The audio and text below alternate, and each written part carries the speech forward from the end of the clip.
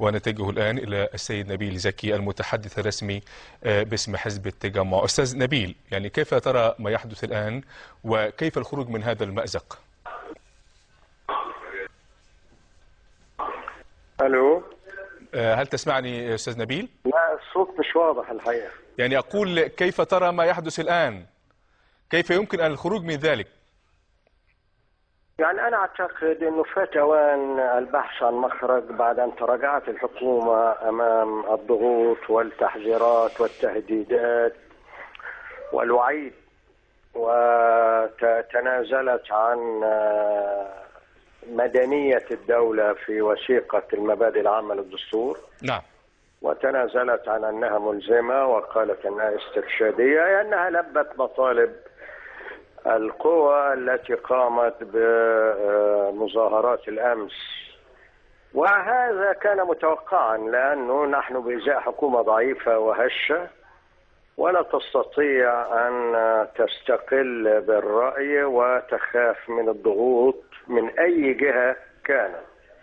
أنا أعتقد أنه فات أوان وضع دستور ديمقراطي كان يجب أن يتم منذ البداية، وقبل تشكيل اللجنة المسماة لجنة التعديلات الدستورية التي كشفت عن تفكير شمولي وديكتاتوري عندما أعلنت أو نصت في مواد التعديلات المطروحة على أنه رئيس الجمهورية يعين نائبه، أي أنها طالبت بالتوريث السياسي بدلا من التوريث العائلي. والآن حتى صيغة عامة لمبادئ عامة دستورية لا يختلف عليها اثنان، وتوجد ضمن المبادئ الدستورية لأي دولة ديمقراطية وتندرج في إطار ثوابت الأمة وتتمشى مع أهداف وشعارات ثورة 25 يناير تتراجع عنها الحكومة. أنا أتفق مع المعارضين للوثيقة في أنه المادة 9 والمادة 10 يجب حذفهما،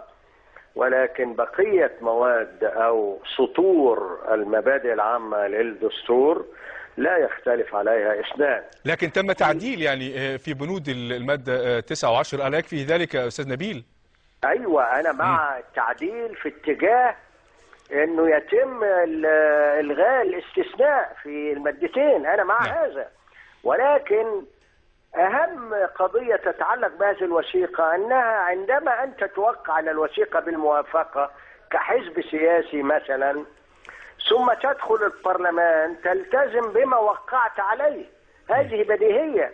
الآخرون يرفضون ذلك لأنهم يريدون أن ينفردوا بوضع مواد لإقامة دولة دينية. هذه هي القضية الحقيقية، ولا تصدق أن الخلاف حول مواد الوثيقة المطروحة المسمى وثيقة السلمي. القضية الحقيقية كما ترى أنه بعد شهور من تصريحات وشعارات تنادي بدولة دينية، أراد المجلس الأعلى والحكومة طمأنت المواطنين على أنه مقاومات الدولة المدنية لن يتم التراجع عنها، وهكذا قامت الضجة وحدث الصخب لكي لا يلتزم أحد بفكرة تمت بصلة للدولة المدنية. يعني هو تم الاستغناء عن كلمة مدنية بكلمة ديمقراطية. هذا ما علمته من مصادر مؤكدة وتستطيعون أن تتأكدوا من ذلك.